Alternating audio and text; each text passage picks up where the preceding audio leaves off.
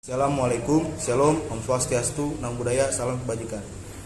Pada hari ini, saya Arde Jonathan dengan NIM 19106111295 akan menjelaskan tentang sumber-sumber hukum internasional. Sumber hukum internasional yang seperti yang kita ketahui dibagi menjadi dua, yaitu sumber hukum material dan sumber hukum formil. Sumber hukum material dari hukum internasional yakni sumber hukum yang membahas tentang apa dasar hukum internasional dan berdirinya sebuah negara, dan sumber hukum formil hukum internasional adalah sumber yang membahas tentang ketentuan-ketentuan yang terdapat dalam hukum internasional. Bila berdasarkan pasal 38 ayat 1 Piagam Mahkamah Internasional, ada 4 buah yang bisa dikatakan sebagai sumber hukum internasional.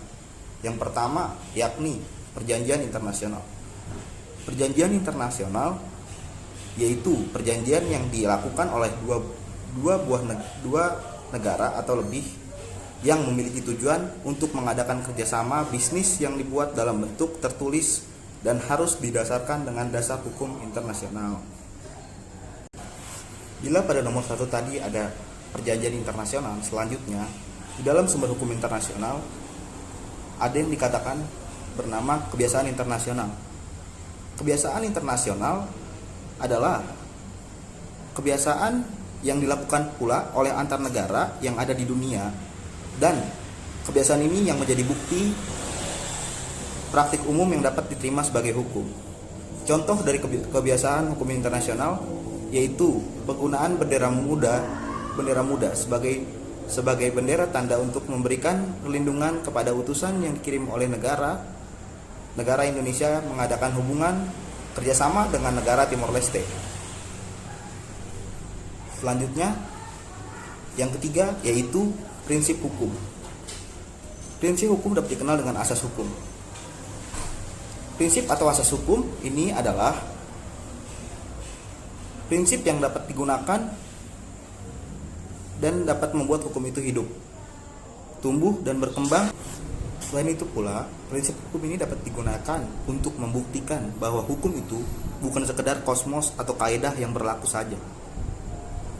Yang terakhir dari sumber hukum internasional yakni keputusan pengadilan dan doktrin.